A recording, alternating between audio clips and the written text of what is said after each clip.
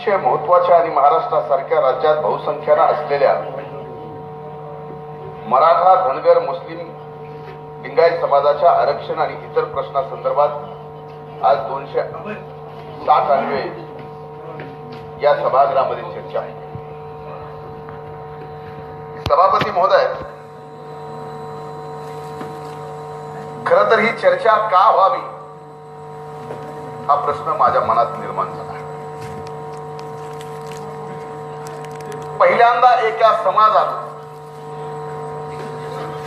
या राज्यामध्ये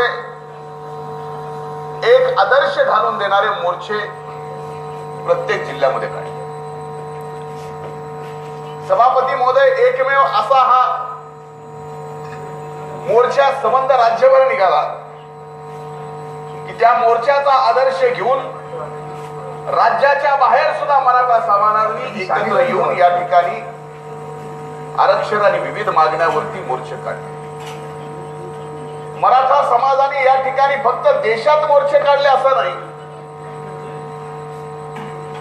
तर संबंध देशात जेवढे मोर्चे निघाले, परदेशात सुद्धा या मागणीच्या संदर्भात आरक्षण असेल, स्वामीनाथनच्या समितीचे, स्वामीनाथन आयोगाच्या पूर्ण शिफारशी लागू करण्याचा विषय असेल, या विविध मागण्यावर सभापती महोदय या मराठा समाजाने परदेशात सुद्धा मोर्चे काढले.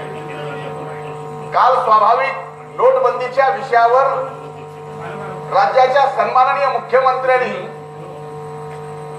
केंद्राने घेतलेला नोटबंदीचा निर्णय आणि त्याची स्तुती कुणी कुणी केली आणि तेही कुठल्या कुठल्या आंतरराष्ट्रीय वर्तमानपत्रांनी या ठिकाणी केली, त्या वर्तमानपत्राचे नावाचा उल्लेख घेऊन या सभागृहामध्ये नोटबंदीच्या आमच्या कालच्या ठरावावरती उत्तर सन्माननीय मुख्यमंत्र्यांनी. तर माझं सुद्धा म्हणणं आहे सभापती महोदय, ज्या विचाराचं सरकार आज या राज्यात आणि देशात आहे, त्या विचाराला जर परदेशातल्या वर्तमानपत्रांनी केलेली स्तुतीच आपली पाठ थोपटणारी अशी वाटत असेल, तर मराठा समाजाने परदेशात काढलेल्या मोर्चानंतर तरी त्यांच्या मागण्या आपल्या लक्षात याव्यात एवढीच प्रामाणिक विनंती मी माझ्या या चर्चेच्या सुरुवातीला राज्य सरकारकडे करतो. सभापती महोदय, 9 ऑगस्ट 2016 पासून या राज्यातील प्रत्येक जिल्ह्यातच नव्हे तर संबंध देशात विदेशातही मराठा समाजाने लाखोच्या संख्येने मूकपणाने या ठिकाणी रस्त्यावर उतरत. या मोर्चाला सभापती महोदय कुठलंही नेतृत्व नव्हतं. या मोर्चाकडे का वेगळ्या नजरेने बघावं? हा मोर्चा आजपर्यंतच्या इतिहासात घडलेल्या अनेक मोर्चांच्या पेक्षा का वेगळा? या मोर्चाचं नेतृत्व कुठलाही एक व्यक्ती, नेता किंवा कुठला पक्ष करत नव्हता, तर संबंध सखल मराठा समाज आणि त्या समाजाला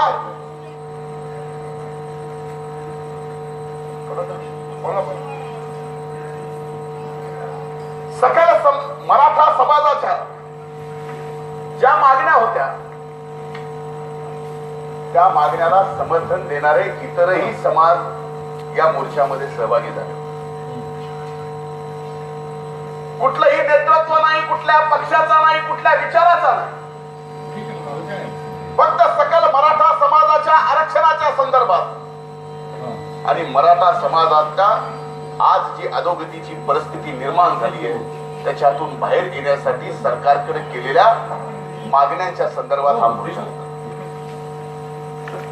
या जिल्ह्यातल्याच नाही, राज्यातल्या नाही तर देशातल्या कुठल्याही मोर्चाला सभापती महोदय कुठल्या नेत्यांनी संबोधित केलं नाही. त्या समाजातील कर्तृत्ववान युवतींनी जिल्हाधिकाऱ्याला निवेदन दिलं आणि त्या समाजातील प्रमुख युवतींनी त्या समाजाच्या वेगवेगळ्या मागण्याच्या संदर्भात सभापती महोदय भाषण केले. अशा आदर्श मोर्चे या राज्यामध्ये एकीकडे निघत असताना सभापती महोदय, राज्यातील मराठा समाजाने विविध जिल्ह्यामध्ये लाखोच्या संख्येने एकूण 46, महाराष्ट्राबाहेर एकूण 5 व भारताबाहेर एकूण 4 मोर्चे काढून विविध मागण्याच्या आतापर्यंत लेखी स्वरूपात सभापती महोदय शासनाला या ठिकाणी कळवलं आहे. त्यात प्रामुख्याने मराठा समाजाला शैक्षणिक व सामाजिक आरक्षण देण्यापासून स्वामीनाथन आयोगाच्या शिफारशी लागू करण्यापर्यंतच्या अनेक प्रमुख मागण्या आहेत. मराठा क्रांती मोर्चाच्या आयोजकांनी वारंवार आता चर्चा नको निर्णय हवा अशी भूमिका घेतली. सभापती महोदय, स्वाभाविक या अधिवेशनामध्ये याबाबतची चर्चा घ्यायची का सरकारला निर्णय घ्यायचं निर्णय घ्यायला पार पाडायचं, ही सुद्धा आमच्या सगळ्यांच्या समोर विरोधी पक्ष म्हणून प्रश्न होता. सभापती महोदय, विधिमंडळाचे नेते आदरणीय अजितदादा पवार साहेबांनी काही पत्रकारांनी विचारल्यानंतर स्पष्टपणाने सांगितलं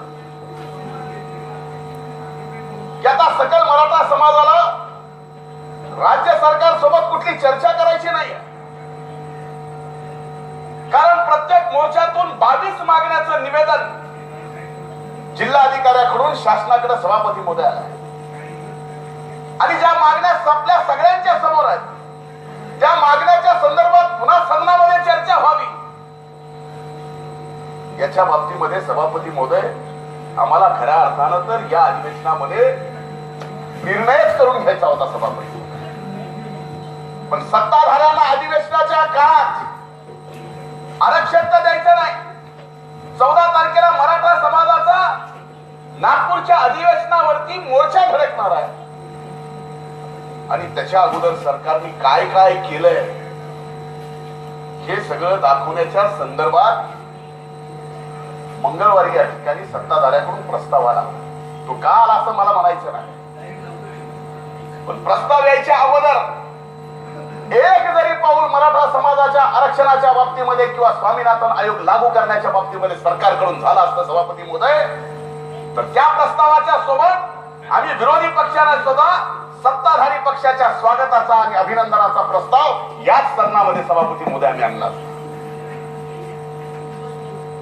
एवढं मोठं मन आपलं नाही आहे. सभापती महोदय, हा समाज रस्त्यावर का उतरला, त्याला काय कारण नेमकं होतं, काय असं महाराष्ट्रामध्ये घडलं, कुठं अशी ठिणगी पेटली की ज्यामुळे सकल मराठा समाज या ठिकाणी या राज्यातला, या देशातला आणि परदेशातला सुद्धा एकत्र आला आणि सरकार आणि व्यवस्थेच्या विरोधात असंतोष व्यक्त करू. सभापती महोदय, याला एकच कारण होतं, कोपर्डीची बलात्कार आणि खूनची घटना.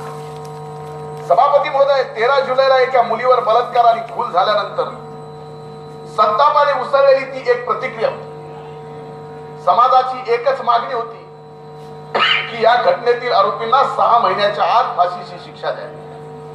मात्र या मोर्चाच्या माध्यमातून हा समाज आतून एक आत्मचिंतन करत होता.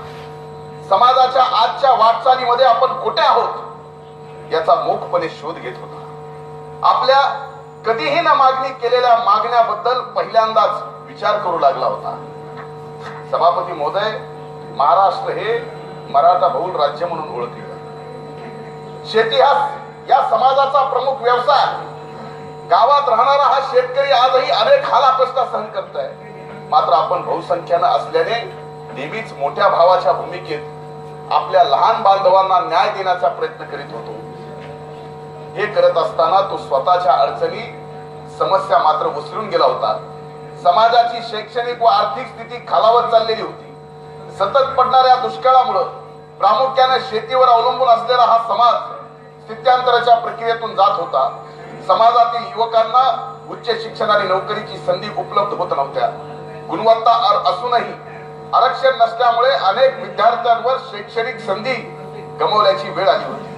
बेरोजगारीच्या प्रश्नाने गंभीर स्वरूपी धारण करून आपल्या भविष्याचे काय या चिंतेने या समाजातील युवकांमध्ये नैराश्य आणि संतापाची भावना निर्माण होऊ लागली होती. सभापती महोदय, 15 ऑगस्ट 1947 रोजी देश स्वतंत्र झाला.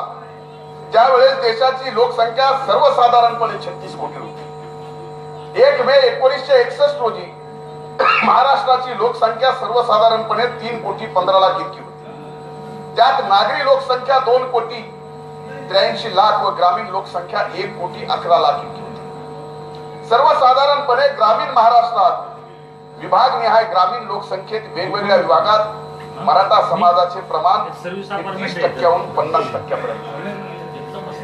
गेल्या 55 वर्षात सन 2011च्या जनगणनेनुसार महाराष्ट्राची लोकसंख्या सर्वसाधारणपणे 11,23,00,000 इतकी होती. मात्र ग्रामीण लोकसंख्या ही 5,03,00,000 इतकी झाली दिसून येते. म्हणजे गेल्या 55 वर्षात ग्रामीण भागातील लोकसंख्या 5 पटीने या ठिकाणी वाढल्याचे सभापती महोदय आपल्या सगळ्यांच्या समोर आहे. ग्रामीण भागात वास्तव्यास असलेला बहुसंख्य मराठा समाज सभापती महोदय हा शेतीवर अवलंबून. ग्रामीण भागाची लोकसंख्या ही झपाट्याने वाढत असताना सभापती महोदय शेती योग्य क्षेत्र मात्र वाढविता येऊ शकत नाही. उलट तपासणी प्रयोजनातील बदलामुळे निवासी औद्योगिक इत्यादी यात घट होताना दिसून येते आहे. याचाच परिणाम म्हणून महाराष्ट्रातील शेतकऱ्यांचे धारणा क्षेत्रात झपाट्याने घट होत गेली. देशांतर्गत वाढत्या लोकसंख्येसाठी अन्नधान्याचा पुरवठा वाढावा, देश स्वयंपूर्ण व्हावा या उद्देशाने हरित क्रांतीची सुरुवात एम.एस. स्वामीनाथन यांच्या अध्यक्षतेखाली करण्यात आली. सन 1965 नंतर अल्प काळातच या योजनेचे प्रचंड मोठे यश संपादन केले. त्यात अन्नधान्याच्या उत्पादनात अनेक पटीने वाढ होऊन देश स्वयंपूर्ण होण्याबाबत शेतकऱ्यांच्या घरात देखील सुबत्ता येण्यास सुरुवात झाली व शेतीचे स्वरूप हे निर्वाह शेतीवरून व्यावसायिक शेतीच्या स्वरूपात निर्माण झाले. सभापती महोदय, राज्याच्या विविध भागात पीक हवामान पद्धतीने ऊस, कापूस, सोयाबीन यासारखी नगदी पिके घेण्याचा शेतकऱ्यास प्रवृत्त करण्यात आले व वेळोवेळी शासन स्तरावरून सहकारी संस्थांमार्फत लॉजिस्टिक सपोर्ट देखील देण्यात आला. यात सहकारी दूध संस्था, सहकारी साखर कारखाने, कृषी उत्पन्न बाजार समित्या, सहकारी पतसंस्था, जिल्हा बँका यासारख्या संस्थांची उभारणी करण्यात येऊन याद्वारे शेतकऱ्यांचे हात बळकट करण्याची भूमिका सभापती महोदय घेतली गेली. आदरणीय शरदचंद्रजी पवार साहेब यांच्या संकल्पनेतून सन 1988-89 साली फळबाग विकास योजना ही रोजगार हमी योजनेशी सांगड घालून सुरू करण्यात आली व तदनंतर अल्पकाळातच महाराष्ट्राच्या ज्या भागात कधीही फलोत्पादन घेण्यात आलेले नव्हते अशा भागामध्ये व्यावसायिक फलोत्पादन यशस्वी करण्यात आले. मग त्यात नाशिकचे द्राक्ष असोत, सांगलीचे बेदाणे असोत किंवा राज्यातील विविध भागातले डाळिंबाचे पीक असोत, यातील बहुतांश फळबागा या कायम दुष्काळीत व कोरडवाहू भागात फुलवण्यात आल्या. हे सभापती महोदय विशेष या ठिकाणी सांगावंसं वाटतं. हरित क्रांतीच्या दुसऱ्या टप्प्यात जशी जशी भांडवली गुंतवणूक वाढत गेली त्याचवेळी वाढत्या लोकसंख्येने शेती क्षेत्राचे विभाजन होऊन धारणा क्षेत्र छोटे छोटे होत गेले आणि त्याचमुळे सभापती महोदय आज बहुसंख्यानं या महाराष्ट्रामध्ये जो मराठा समाज शेती या व्यवसायावर निगडीत होता तो सभापती महोदय कुटुंब वाढत गेलं, माणसं कुटुंबातली वाढत गेली, शेतीवर अवलंबून कुटुंबातले लोक जास्त निर्माण व्हायला लागले आणि त्यामुळं जमीन होल्डिंग थोड्या थोड्या होत गेल्या आणि तो शेतकरी समाज पूर्णपणानं अडचणीत आला. सभापती महोदय, महाराष्ट्रामध्ये आज 2.5 एकरापेक्षा कमी धारणा क्षेत्र असलेले एकूण 56% शेतकरी आहेत. या दोन्ही बाबीचा परिपाक म्हणून उत्तरोत्तर उत्पादन खर्च वाढत जाऊन त्या तुलनेत बाजारभाव मात्र वाढू शकले नाही. म्हणून शेती उत्पन्नाचा नफा क्षमता कमी झाल्याने महाराष्ट्रातील शेतकरी व पर्यायाने बहुसंख्य मराठा समाज हा आर्थिक विपन्न अवस्थेमध्ये पोहोचला. अस्वस्थ मानसिकतेमागे सभापती महोदय हे एक प्रमुख कारण आहे. म्हणून संतापाची ही भावना केवळ आजची आहे असे नव्हे तर मागील काही वर्षापासून ती भावना व्यक्त होऊ लागली होती. या भावनेचा पहिल्यांदा विचार केला तो सभापती महोदय 3 वर्षापूर्वी आघाडीचं सरकार या राज्यामध्ये असताना संवैधानिक दृष्ट्या स्वायत्ता अस्तित्वात असलेल्या राज्य मागास वर्ग आयोगाने मराठा समाजाला आरक्षण देण्याबाबत नकारात्मक अहवाल दिल्यानंतर मराठा समाजाच्या मागणीचा आदर राखून मराठा समाजाला आरक्षण देण्याच्या प्रयत्नाचा भाग म्हणून राज्य शासनाने तत्कालीन माननीय मंत्री श्री नारायणराव राणे साहेब यांच्या अध्यक्षतेखाली 21 मार्च 2013 रोजी समितीची स्थापना केली. सभापती महोदय, त्या कालावधीत तर मोदीची लाट सुद्धा नव्हती. महोदय, एकंदरच्या कालावधीचा मागोवा घेतला तर आपल्या असे लक्षात येईल की अद्यापही सन्माननीय मोदींची लाट सुरू व्हायची होती आणि आता भाजपला काही भविष्य दिसत नाही असे समजून भाजपातले अनेक मान्यवर सभापती महोदय काँग्रेस आणि राष्ट्रवादीच्या वाटेवर निघाले. हा तो काळ आहे ज्या वेळेस सन्माननीय राणे आयोग या ठिकाणी या राज्यामध्ये लागू केला. त्यावेळेस कुठली निवडणूक डोळ्यासमोर ठेवून हा निर्णय घेतला असा जो सत्ताधारी पक्षाकडून वेळोवेळी आमच्यावरती आरोप केला जातो, त्यावेळेस मी तारीख या सभागृहामध्ये आपल्या सगळ्यांच्या समोर मांडली आणि त्या तारखेत जो आयोग नेमला गेला तो राणे साहेबांच्या नावाने जो आयोग नेमला गेला त्यावेळेस कुठलीही निवडणूक समोर नव्हती. तो आयोग नेमला सभापती महोदय. राणे समितीने इंदिरा सहानी प्रकरणामध्ये जी मार्गदर्शन तत्व माननीय सर्वोच्च न्यायालयाने घालून दिली त्या तत्वाआधारे सर्व कस अभ्यास करून मराठा समाजाला भारतीय राज्यघटनेच्या कलम 16(4) प्रमाणे विशेष प्रवर्ग निर्माण करून आरक्षण देण्याची शिफारस केली. सभापती महोदय, राणे समितीने आपल्या अहवालात क्वांटिफायबल डेटा गोळा करण्याबरोबरच ऐतिहासिक संदर्भ, विविध गॅजेट्स, वेगवेगळ्या शासनाची केलेले सर्व महात्मा ज्योतिबा फुले, राजश्री शाहू महाराज, महर्षी शिंदे, घटनाकार भारतरत्न डॉक्टर बाबासाहेब आंबेडकर यांच्यासारख्या विचारवंतांनी वेळोवेळी सूचित केलेल्या विचारांचा देखील आधार घेतला व त्या आधारे मराठा समाजास शैक्षणिक व सामाजिक दृष्ट्या मागास म्हणून 16% आणि मुस्लिम समाजाला 5% आरक्षण देण्याचा एक क्रांतिकारी ऐतिहासिक निर्णय घेतला.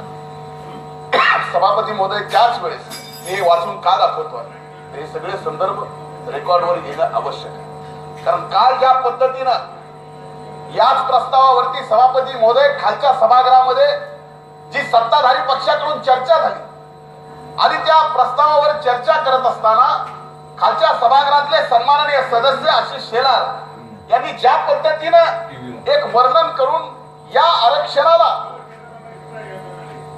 सत्ताधारी आजची कशी मदत करतायत आणि आम्ही ज्या काळात आरक्षण दिलं त्यावेळेस आमच्या मनात काय पाप होतं हे खोटं नाटक खालच्या सभागृहात सभापती महोदय सांगितलं. म्हणून आज सभापती महोदय हे विषय सगळे रेकॉर्डवर येणं आवश्यक आहे म्हणून मी हे वाचून दाखवतो.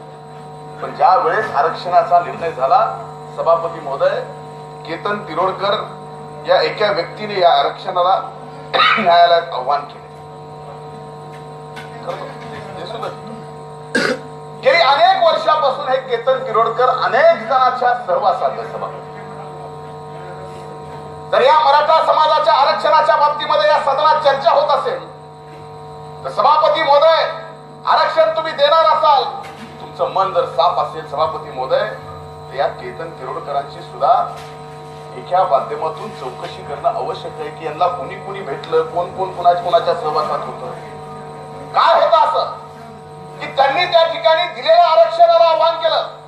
सभापती महोदय, 14/11/2014 रोजी माननीय उच्च न्यायालयाने या आरक्षणाला स्थगिती दिली. या संदर्भात राज्य शासनाने माननीय सर्वोच्च न्यायालयात दाखल केलेले अपील 18/12/2014 रोजी नामंजूर केले.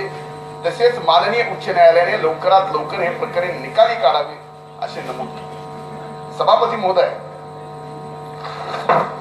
राज्यातील बहुसंख्यांच्या महत्वाच्या मागणीवर चर्चा करीत असताना आम्हाला राजकारण करायचं, सत्ताधारी पक्षातील मंडळींनी ते करून माझी अपेक्षा आहे सभापती महोदय, आपल्या माध्यमातून या सभागृहाचे नेते या ठिकाणी सदनात उपस्थित, जर तुमची प्रामाणिक भूमिका असेल की मराठा समाजाला आरक्षण देण्याची, धनगर समाजाला आरक्षण देण्याची, मुस्लिम समाजाला आरक्षण देण्याची, लिंगायत समाजाला आरक्षण देण्याची, तर राजकारण आम्हालाही करायचं नाही, राजकारण आपणही करू. सभापती महोदय, समाजाला आरक्षण दिले त्यावेळेस आघाडीचे सरकार होते.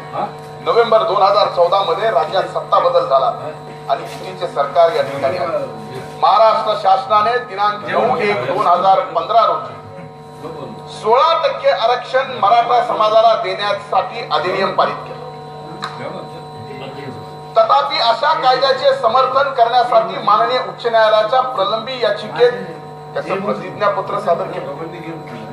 इथं तुमचा उद्देश लक्षात येतो. सभापती महोदय, सरकारकडून काय पाप झालं? तुम्ही अध्यादेश काढला, आपल्याला कदाचित आठवत नसेल, 2014चं पहिलं या सरकारचं अधिवेशन याच नागपूरमध्ये होतं.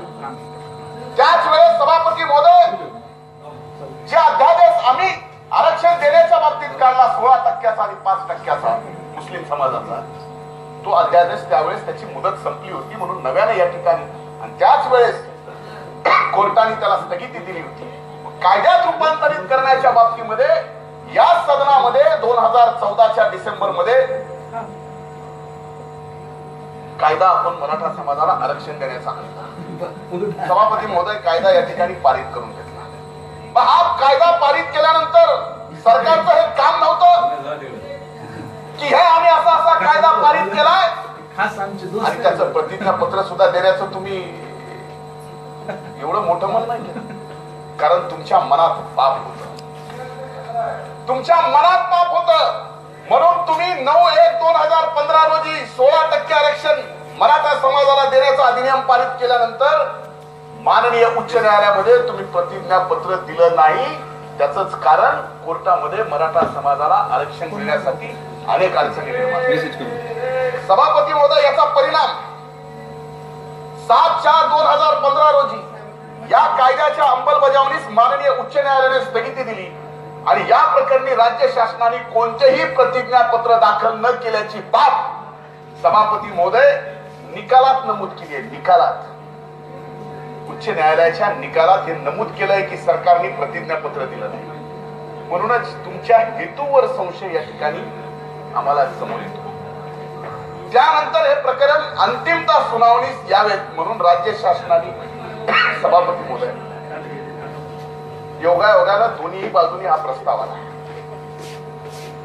सत्ताधाऱ्यांनी या ठिकाणी प्रस्ताव दिला, कुणीतरी एका सत्ताधाऱ्यांनी यावर चर्चा करत असताना एक गोष्ट स्पष्ट या सदनात सांगावी की 2 वर्षात आपल्या काळात कितीदा या ठिकाणी कोर्टामध्ये आपण मराठा समाजाच्या या आरक्षणाच्या मुद्द्यावर आरक्षणाला जी स्थगिती मिळाली हे प्रकरण निकाली काढावं याच्यासाठी कितीदा आपण मेन्शन केलं, कितीदा आपल्या सरकारच्या वतीनं वकील गेला आणि सांगितलं कोर्टाला की आमचं हे प्रकरण आहे, आम्ही हे मेन्शन करतो, याची तारीख घ्या, त्या ठिकाणी आपण निकाली काढा.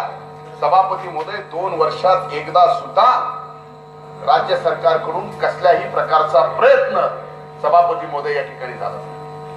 म्हणूनच राज्य शासनाने कोणतेही प्रयत्न केले नाहीत आणि कदाचित त्याच वेळी जर आपण शपथपत्र सादर केले असते तर आज हा प्रश्न निकाली निघाला असता आणि जो सकल मराठा समाज रस्त्यावर उतरला त्याला रस्त्यावर उतरून आपल्या हक्काची मागणी या ठिकाणी करण्याच्या बाबतीमध्ये कसल्याही प्रकारे आंदोलनाचं रूप घेतलं नसतं. सभापती महोदय, याचं उत्तर नाही आम्हाला पाहिजे. आम्हाला उत्तर पाहिजे सभापती महोदय, का 2 वर्षामध्ये कोर्टामध्ये आपल्याकडून कसल्याच प्रकारची कारवाई या ठिकाणी झाली नाही. आणि सभापती महोदय, हा माझ्याकडे high court of judicial and Bombay ordinary original civil judication writ petition number 3151 2014 आरक्षणाचा निकालाची पॅरेग्राफ मध्ये एक वळ वाचून दाखवतो. There is no further affidavit addition to the affidavits already filed by the state government before pronouncement of our order dated 14th November 2014. तुम्ही उघडं पडतात. तुम्हाला आरक्षण द्यायचं ना, तुमच्या मनात कधीच येऊ शकत नाही आरक्षण द्यायचं. कारण जो पक्ष आज सत्तेत आहे त्या पक्षाची आयडिओलॉजी कधीच आरक्षण द्यायची असू शकत नाही. कारण वेळोवेळी केंद्रात सत्ता आल्यानंतर सुद्धा या नागपूरच्या संघ कार्यालयातून अनेकदा संबंध देशातल्या परमपूजनीय डॉक्टर बाबासाहेब आंबेडकरांनी दिलेल्या आरक्षणाला सुद्धा आपल्या या नागपूर मधून आव्हान झाले सभापती. आणि काय आम्ही अपेक्षा करावी, काय म्हणून तुमच्यावर आम्ही विश्वास ठेवावा? अरे तुम्हाला 2 वर्षामध्ये तुम्ही घेतलेला या सदनामध्ये घेतलेला निर्णय जर प्रतिज्ञापत्र म्हणून आपल्याला कोर्टामध्ये दाखल करता येत नसेल तर याच्यासारखा लाजीरवाणी गोष्ट दुसरी कुठलीच असू शकत नाही. सभापती महोदय, मला या ठिकाणी आवर्जून एका व्यक्तीचा उल्लेख या सदनामध्ये करायचा ज्याने ही कोर्टातली लढाई सभापती महोदय जिवंत ठेवली. खऱ्या अर्थानं जी जबाबदारी या ठिकाणी या सरकारची होती ती जबाबदारी या ठिकाणी एका व्यक्तीने उचलली. त्या व्यक्तीचं नाव आहे विनोद पाटील. सभापती महोदय, त्यांनी या ठिकाणी मराठा आरक्षणासाठी हा माणूस सभापती महोदय सरकारपेक्षाही 4 पावलाच पुढे जातो.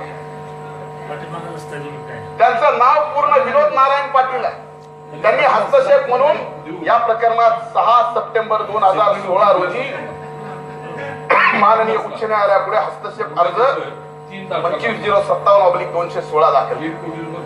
सभापती महोदय, या प्रकरणी विनोद पाटील यांनी माननीय सर्वोच्च न्यायालयात देखील विशेष अनुमती याचिका दाखल करून मराठा आरक्षणावर असलेल्या स्थगितीमुळे लाखो मराठा विद्यार्थ्यांचे शैक्षणिक व सेवा विषयक नुकसान होत असल्यामुळे सदर प्रकरणाची तात्काळ सुनावणी घेण्याबाबत माननीय सर्वोच्च न्यायालयात विनंती केली.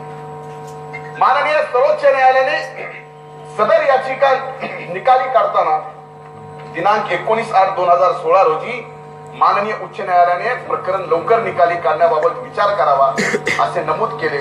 ते केवळ फक्त विनोद पाटलामुळे, सरकारमुळे नाही सभापती. त्यांच्या हस्तक्षेप याचिका जी दाखल केली त्याच्यामुळे सभापती महोदय सरकारकडून प्रयत्न झाला नाही. सभापती महोदय, आज माननीय उच्च न्यायालयाने अंतिम सुनावणीची सुरुवात केली आहे. परंतु शासनाकडून शपथपत्र दाखल करण्यात न आल्यानं 30 सप्टेंबर व 13 ऑक्टोबर 2016 या दोन्ही वेळेस प्रतिज्ञापत्रा अभावी ती तारीख पुढे ढकलली. तुम्हाला आरक्षण द्यायचं आहे ना,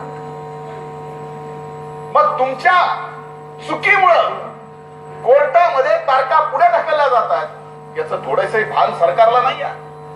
आज जेवढा उतावीळपणा तुम्ही 207चा प्रस्ताव सत्ताधाऱ्यांचा म्हणून 14 तारखेला मोर्चा येतोय आणि त्याच्यात सरकार काय करतं हे दाखवण्यासाठी प्रयत्न करताना, तेवढा जर थोडासा प्रयत्न प्रतिज्ञापत्र हे तारखेला दाखल केलं असतं तर आज ही वेळ उतावीळपणाची तुमच्या सरकारवर आली नसती. सभापती महोदय, 7 डिसेंबर म्हणजे काल सभापती महोदय सुनावणीच्या वेळी देखील शपथपत्र दिल्याची घोषणा या ठिकाणी केली जाते.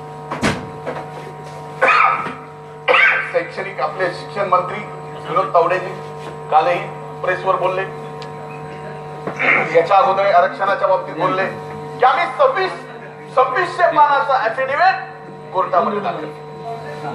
2700 पानाचा कधी केलं सभापती महोदय? 7 तारखेला तारीख हे माहिती आहे. 5 तारखेला तुम्ही 2700 पानाचं ऍफिडेव्हिट कोर्टाच्या समोर दाखल केलं.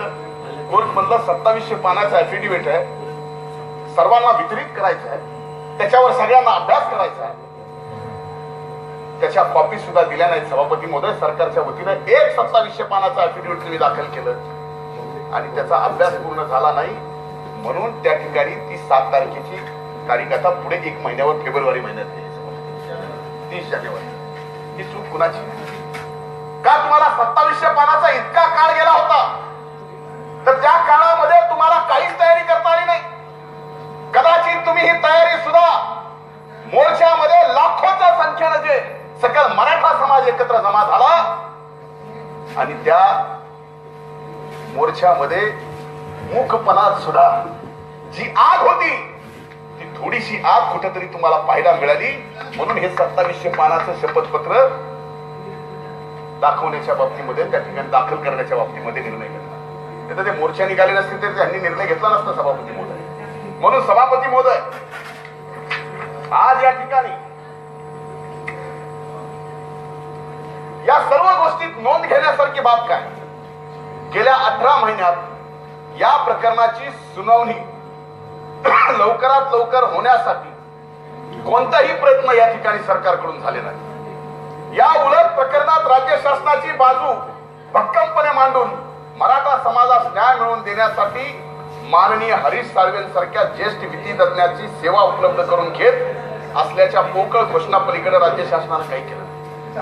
प्रत्येक वेळेस उठायचं आणि माननीय हरीश साळवेंना या ठिकाणी वकील म्हणून सरकारच्या वतीने लावलंय आणि आता मराठा आरक्षणाच्या बाबतीमध्ये सरकारची बाजू हरीश साळवे या ठिकाणी मांडणार आहेत. आपण मला सांगावं रेकॉर्डवर की हरीश साळवे साहेबांनी कितीदा सरकारच्या वतीनं कोर्टामध्ये येऊन या ठिकाणी बाजू मांडली? एकदा पण नाही सभापती महोदय. आज ताजं उदाहरण द्यायचं तर 7 डिसेंबर 2016 रोजी त्या सुनावणीला सुद्धा हरीश साळवे साहेब शासनाच्या वतीनं 7 डिसेंबरच्या कालच्या तारखेला सुद्धा ते उपलब्ध नव्हते. हे तुम्हाला आरक्षण द्यायचं? हा तुमची नियत साफ आहे, तुम्हाला आरक्षण द्यायचंय. सभापती महोदय, या संदर्भात दाखल घेण्याजोगी बाब श्री विनोद नारायण पाटील यांच्या सर्वोच्च न्यायालयातील विशेष अनुमती याचिकेत आणि सरकारला हरीश साळवेंचं नाव घोषित केलं, पण विशेष अनुमती याचिकेमध्ये या विनोद पाटलांनी हरीश साळवेंना घेऊन सर्वोच्च न्यायालयामध्ये बाजू मांडली. सरकारने घोषणा केली, त्यांना हरीश साळवेंना नेता आलं नाही, पण एक याचिका करता हरीश साळवेंना वकील म्हणून लावतो. आणि या ठिकाणी सभापती महोदय, या निर्णयापर्यंत आज ते आणतो. हे सरकारचं काम नाही. सभापती महोदय, प्रकरणाचा जलद निपटाऱ्याबाबत आदेश प्राप्त करून घेऊ शकले ते हरीश साळवे यांच्या सेवा शासन उपलब्ध करून घेऊ शकले नाही. वस्तुतः या प्रकरणाचा विशेष हस्तक्षेप याचिकेत माननीय उच्च न्यायालयात बाजू मांडण्यासाठी श्री विनोद पाटील यांच्यातर्फे उपस्थित राहण्यात श्री साळवे यांनी तयारी दर्शवली होती, पण तथापि त्यांना राज्य शासनामार्फत नेमणूक करण्याचा घोळ जाणीवपूर्वक घालण्यात आला का? मी जर याचिका करताय आणि मी जर समाजाच्या आरक्षणासाठी भांडतोय आणि त्या आरक्षणाच्या मुद्द्यावर मी कोर्टामध्ये हरीश साळवेंना या ठिकाणी समाजाच्या वतीनं वकिली करायसाठी त्या ठिकाणी कोर्टात उभं केलंय, त्यावेळेस सरकारने काय केलं? हरीश साळवेंना शासनाच्या वतीनं या ठिकाणी वकील म्हणून लावलं. झाली अडचण ही सभापती महोदय पुढे की हरीश साळवे साहेब नंतरच्या काळात विनोद पाटलाकडून पण आले नाही का? तर राज्य सरकारने त्यांना वकील म्हणून नेमलं आणि पुन्हा सरकारला हरीश साळवेंना सरकारच्या बाजूने सुद्धा आणता आलं नाही.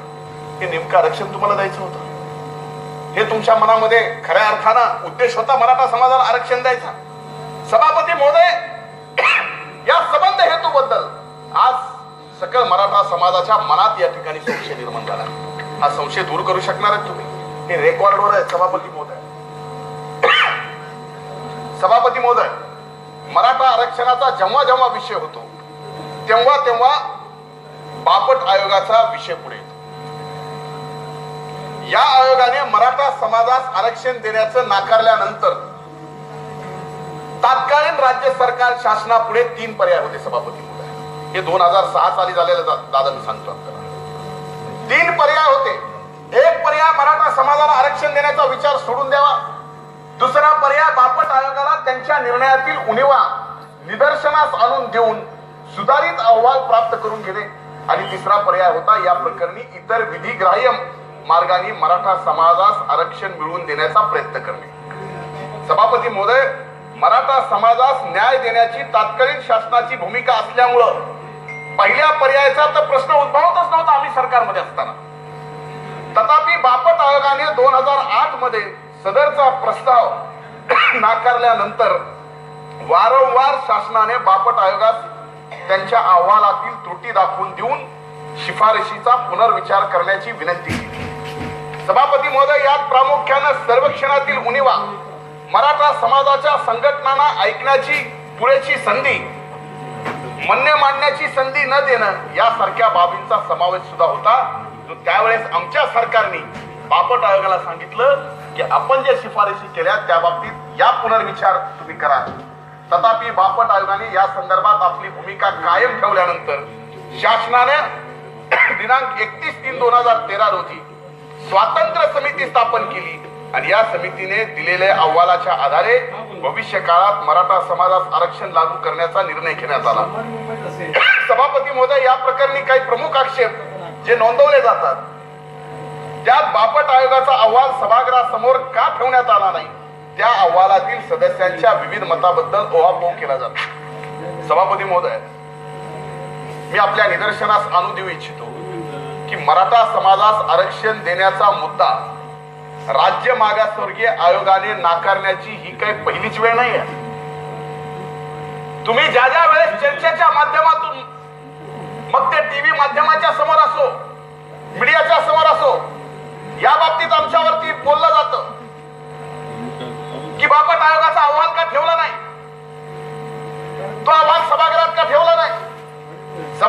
महोदय, मी आपल्या सर्वांच्या निदर्शनास आणून देऊ इच्छितो की 25 फेब्रुवारी 2000 रोजी राष्ट्रीय मागासवर्गीय आयोगाने मराठा जमातीस मागासवर्गीयांच्या यादीत टाकण्याची मागणी सर्वप्रथम फेटाळली होती. त्यावेळेस या देशाचे प्रधानमंत्री श्रद्धेय अटलजी होते आणि ते असताना सुद्धा या राष्ट्रीय मागासवर्गीय आयोगाचा अहवाल त्या काळात सुद्धा कधीही कुठल्याही दोन्ही लोकसभा आणि राज्यसभेच्या सभागृहामध्ये ठेवला नव्हता. सभापती महोदय, त्या राष्ट्रीय मागासवर्गीय आयोगाने सांगितलं होतं त्यावेळेस की सदर जमात ही सामाजिक दृष्ट्या प्रतिष्ठेची व पुढारलेली असल्याची बाब देखील त्या अहवालामध्ये नमूद केलेली होती. तत्कालीन वाजपेयी सरकारने देखील हा अहवाल संसदेच्या सभागृहामध्ये चर्चेसाठी ठेवला नव्हता. मराठा आरक्षणाचे हे वादळ 14 डिसेंबरला या नागपूरच्या अधिवेशनावर धडकणार. संपूर्ण राज्याचे लक्ष या मोर्चाकडे सभापती महोदय लागलं. मोर्चेकरांचे या अधिवेशनाकडे लक्ष लागलं. शासन हे मोर्चे दडपण्याचा प्रयत्न करतोय आणि आजपासून नाही सभापती महोदय, मी आपल्याला पुरावा देतो सभापती महोदय की सभापती महोदय, औरंगाबादला पहिला मोर्चा ज्या वेळेस या ठिकाणी झाला त्या मोर्चाला 7 लाख लोक होते सभापती महोदय, 7 लाख. पण आपलं शासन आपल्या म्हणण्यानुसार सभापती महोदय आपल्या विभागीय आयुक्तांचं पत्र राज्य सरकारला जे आलंय, माननीय अप्पर मुख्य सचिव गृह यांना, आणि त्यात की सदर मोर्चात जवळपास 1,50,000 नागरिक उपस्थित होते. सभापती महोदय, आजही तुम्ही आपल्याकडे टेक्नॉलॉजी एवढी पुढे गेली आहे, त्या मोर्चाच्या व्हिडिओ क्लिप्स आजही आहेत. त्याला क्लोज करून तुम्हाला माणसं सुद्धा मोजता येतील.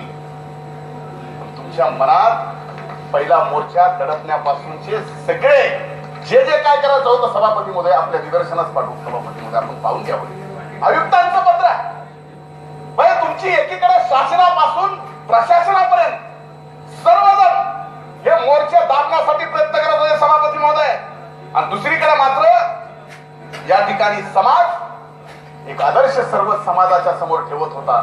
कसलीही घोषणा, कसल्याही प्रकारची कुणाच्या बाबतीत टीका नाही, मूकपणे आपल्या भावना व्यक्त करणारे मोर्चे या राज्यामध्ये आदर्श निर्माण करत होते. आणि दुसरीकडे मात्र हाच आदर्श शासन आपल्या पायाखाली तुडवत होतं. सभापती महोदय, सभापती महोदय,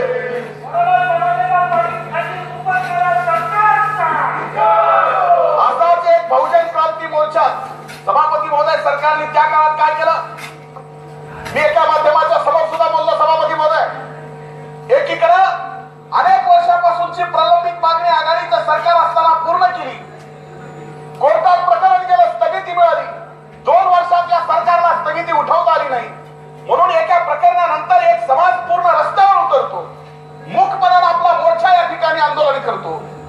आणि दुसरीकडं या जनतेच्या भावना समजून घेऊन मार्ग काढायच्या पलीकडं दुसरं प्रकरण काय झालं, इतर समाजाला अशा पद्धतीनं सरकारी यंत्रणेमधून, सत्ताधारी पक्षाकडून सभापती महोदय अशाच एका बहुजन क्रांती मोर्चात एक फार मोठे नेते बामसेफचे राष्ट्रीय अध्यक्ष श्री वामनरावजी मेश्राम यांनी राज्यात दलित मराठा वाद लावण्याचा भाजपचा प्रयत्न आहे, हे मराठवाड्यात दलितांचे मोर्चे आयोजित करण्याची तयारी संघाने दाखवली होती. सभापती महोदय, म्हणजे अरे तुमच्या मनात, तुमचं मन जर मराठा समाजाला आरक्षण देण्याच्या बाबतीत साफ असतं, हा प्रयत्न तुम्ही कधी केला नसता. दादा, तुम्ही सुद्धा मनावर हात ठेवून हे सांगू शकता, जाहीरपणे बोलणार नाही, पण जे नंतर एक मोर्चा समाजाचा निघाला म्हणून दुसरा काउंटर मोर्चा या ठिकाणी काढायचा आणि समाजाच्या बाबतीमध्ये या ठिकाणी वाद निर्माण करायचा, एवढी लाचार अवस्था सरकारची, एखादा प्रश्न सोडवता येत नाही, आम्ही कधीच पाहिली नाही. सभापती महोदय, मराठा समाजाच्या, ते सांगतो 15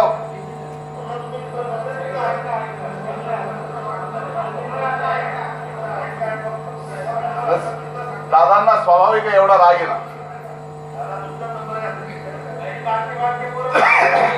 सभापती महोदय, एक महत्वाचा विषय झाला. एकीकडे हा सबंध समाज मूकपणाला रस्त्यावर उतरून आपल्या भावना व्यक्त करत होत, आणि दुसरीकडे या प्रस्तावावर बोलायला नंतर सन्माननीय दरेकरजींना सत्ताधारी पक्षाकडून सांगितलं, काल रात्री बदललं, पण त्याच्या अगोदर शिवसेनेच्या सन्माननीय नीलमताई गोरे या ठिकाणी प्रस्तावावर बोलणार होत्या. आरक्षणाच्या कुठल्या तोंडाने बोलणार होते मला माहिती. सभापती महोदय, एकीकडे मूक मोर्चे निघत होते आणि दुसरीकडे शिवसेनेच्या मुखप्रताप. काय कार्टून आलं सामन्यामध्ये? हा मूक मोर्चा म्हणजे मुका मोर्चा. लाज नाही वाटत?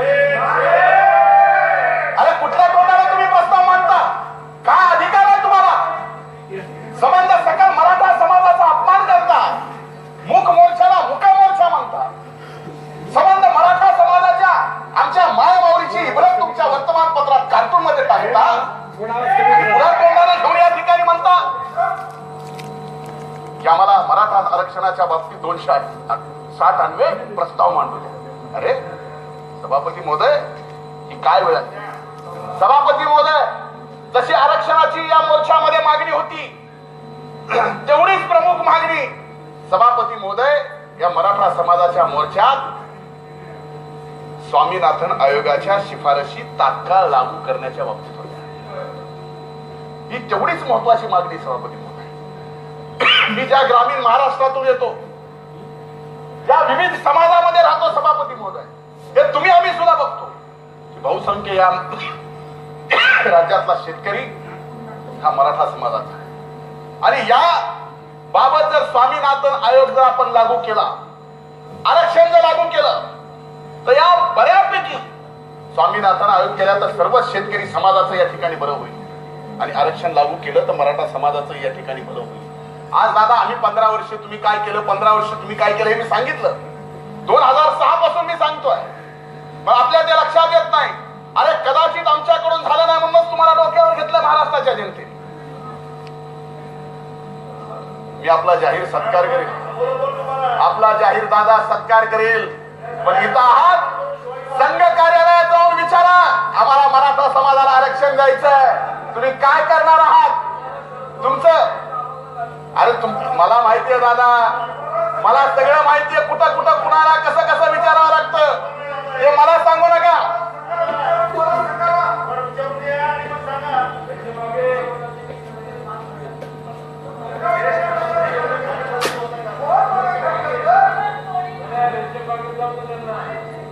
सभापती महोदय,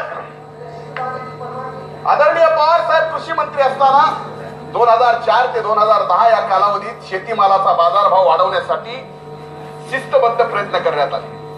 या शेतीमालाचा बाजारभावात वाढ झाली. या सर्व बाबीचं रेकॉर्ड अनेकदा शेतकऱ्यांच्या बाबतीत चर्चा करताना या ठिकाणी झाल्या. पवार साहेब कृषी मंत्री असताना कशा पद्धतीने शेतीमालाचे भाव वाढत गेले, आणि आज या ठिकाणी कशा पद्धतीनं शेतीमालाला भाव वाढ मिळत नाही. सभापती महोदय, लोकसभेच्या निवडणुकीतलं एक भाषण, लोकसभेच्या निवडणुकीतलं एक भाषण सभापती महोदय मला आठवत आहे की ज्या भाषणामध्ये या देशाचे प्रधानमंत्री यांनी स्पष्ट सांगितलं होतं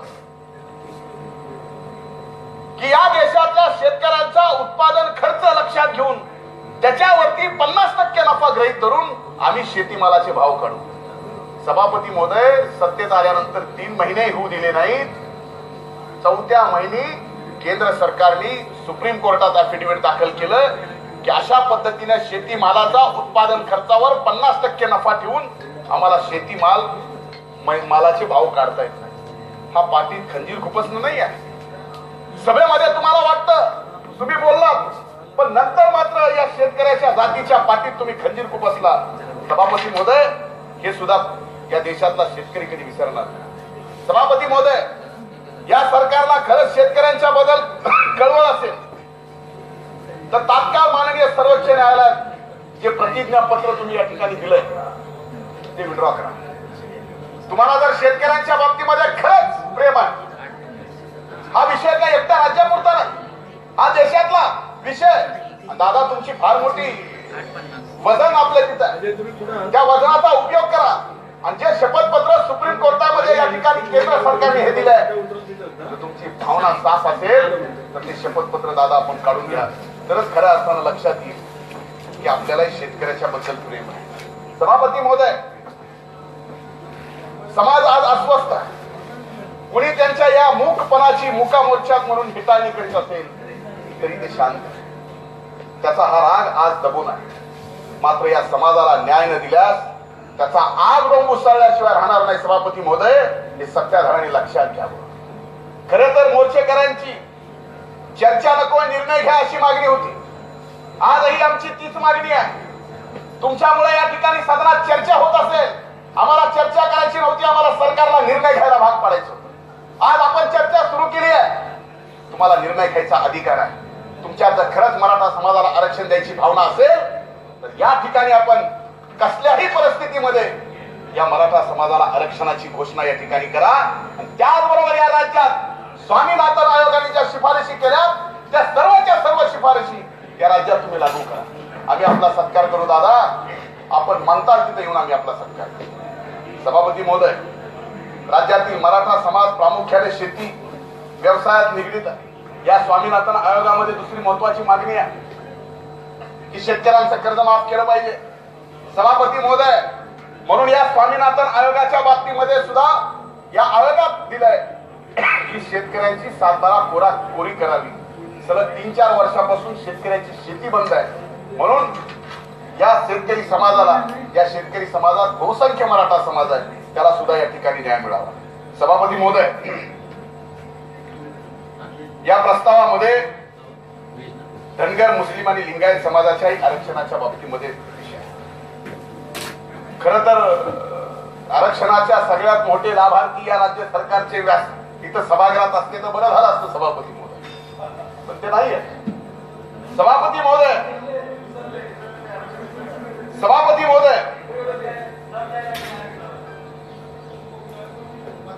धनगर समाजाच्या आरक्षणासाठी खरं मोर्चा कुठे निघावा,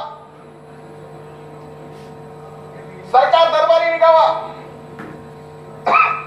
लोकसभेच्या निवडणुकीच्या आणि विधानसभेच्या निवडणुकीच्या मध्ये धनगर आरक्षणाचे मोर्चे निघाले बारामती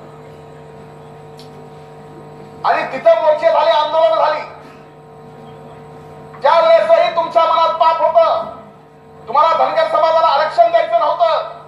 समग्र राज्यातला धनगर समाज फक्त पेटवायचा होता आरक्षणासाठी. आंदोलन झालं बारामतीला. सोडवायला आता विद्यमान या राज्याचे मुख्यमंत्री, त्यावेळेसचे तत्कालीन राज्याचे भाजपचे अध्यक्ष फडणवीस साहेब गेले.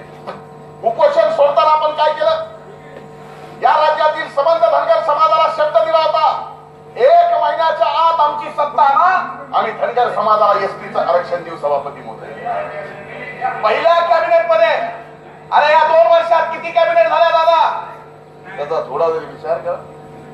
तुम्ही एवढं धनगर समाजाला तर म्हणजे लुभावलं की त्या लुभावण्याला मला एक शेर आठवला. सभापती महोदय, किती वेळ काढूपणा, कशा पद्धतीनं उनकी ना दिखता हम ही कुछ गलत समझ बैठे, हम ही कुछ गलत समझ बैठे. उनकी ना दिखता हम ही कुछ गलत समझ बैठे. वो मोहब्बत से बात करते थे, हम मोहब्बती समझ बैठे.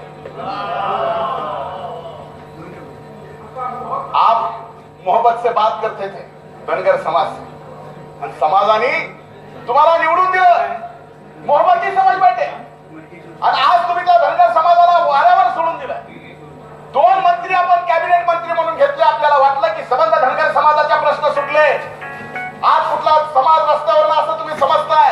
अरे या नागपूरच्या अधिवेशनावर धनगर समाज मोर्चा घेऊन आला आणि मोर्चा घेऊन आल्यानंतर आपल्या मंत्र्यांचे काय तिथं हाल झाले. ये ट्रेलर था दादा, ये ट्रेलर,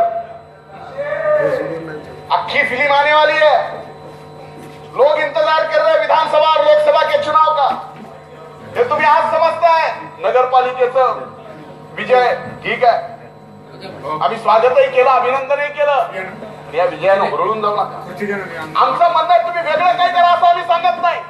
अरे तुम्ही या राज्याच्या जनतेला जे शब्द दिले ते शब्द तरी तुम्ही पूर्ण करावेत की नाही का फक्त शब्द तुम्ही जनतेला खेळवायला ठेवले होते? सभापती महोदय, एकीकडं या प्रस्तावावर मंत्र्यांना बोलताय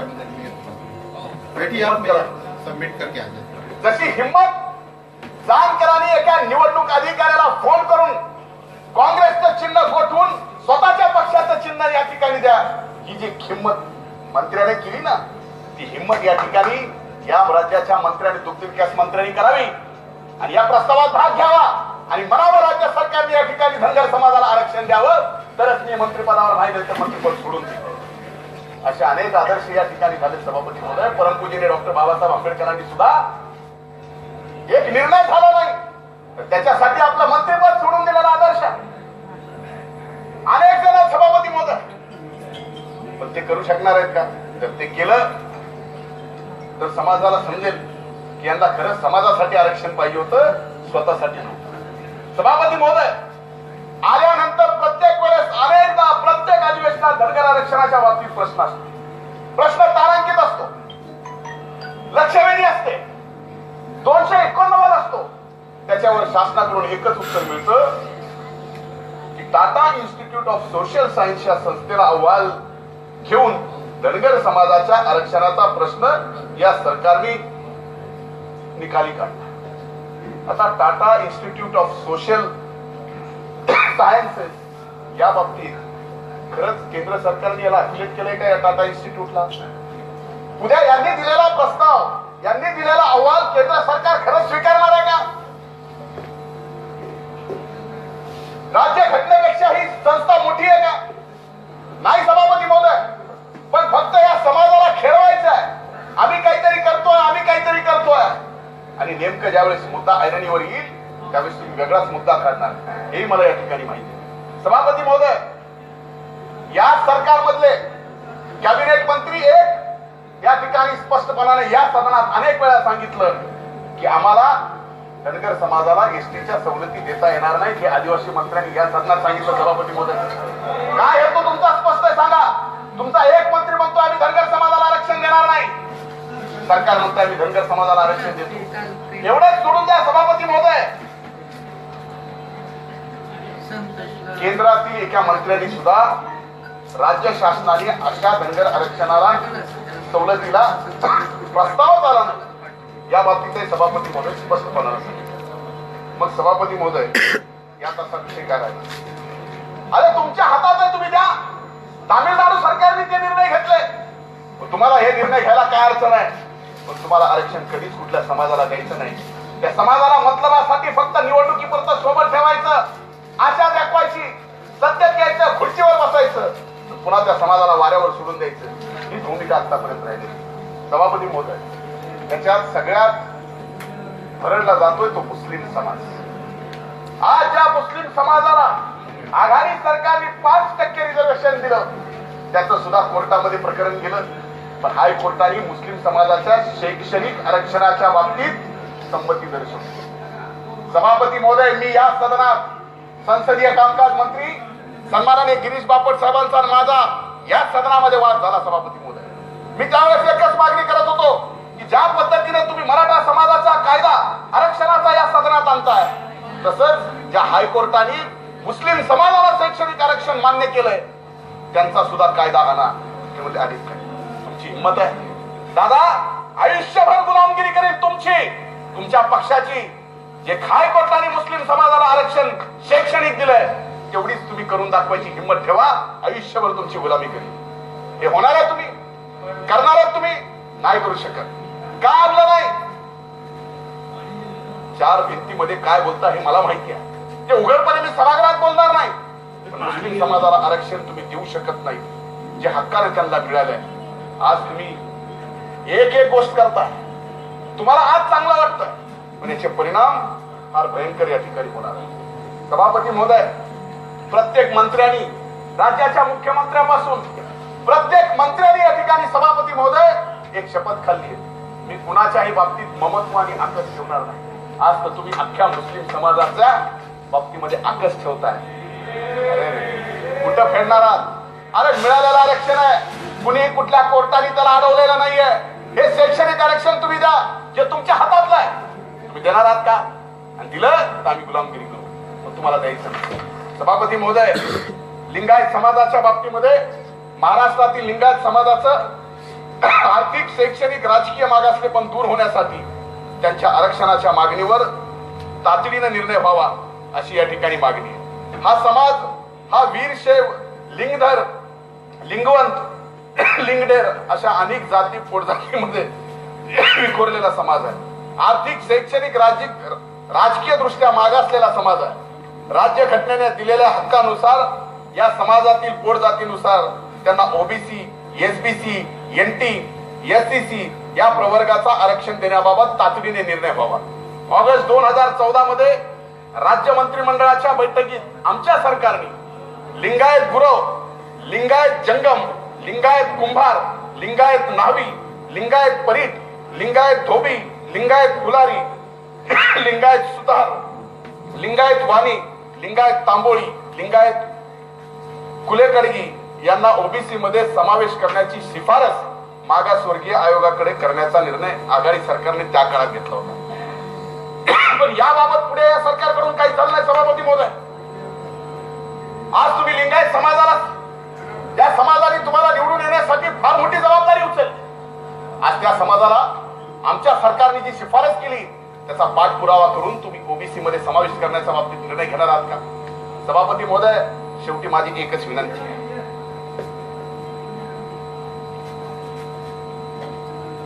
की आज आम्ही या ठिकाणी चर्चा करतो, तुम्ही राजकारण केल्यामुळे. तर या अधिवेशनात आम्ही सरकारला निर्णय घ्यायला भाग पाडला असतं. 14 तारखेला या ठिकाणी मोर्चा येतोय. आजही वेळ आहे. आज 8 तारीख आहे. सभापती महोदय, तुम्ही आरक्षणाच्या बाबतीत निर्णय करा. धनगर समाजाच्या आरक्षणाच्या बाबतीत निर्णय करा. मुस्लिम समाजाच्या आरक्षणाच्या बाबतीत निर्णय करा. मराठा समाजाच्या आरक्षणाच्या बाबतीत निर्णय करा.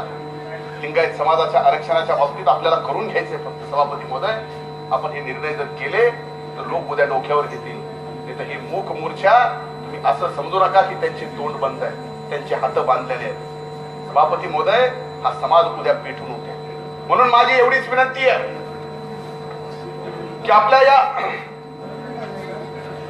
प्रत्येक समाजाला या राज्यामध्ये आज रस्त्यावर उतरतोय, त्याला प्रत्येकाला वाटतंय कि उसूलों पर जहां आंच आए, उसूलों पर जहां आंच आए टकराना जरूरी है. उसूलों पर जब आंच आए टकराना जरूरी है. जो जिंदा हो तो फिर जिंदा नजर आना जरूरी है. म्हणून आज समाज सगळा रस्त्यावर उतरतो. सभापती महोदय, म्हणून माझी आपल्याला हात जोडून कळकळीची विनंती आहे.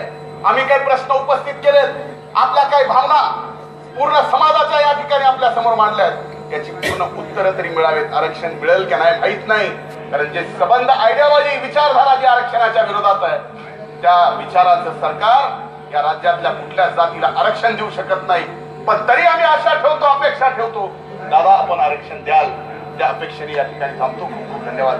जय हिंद, जय महाराष्ट्र.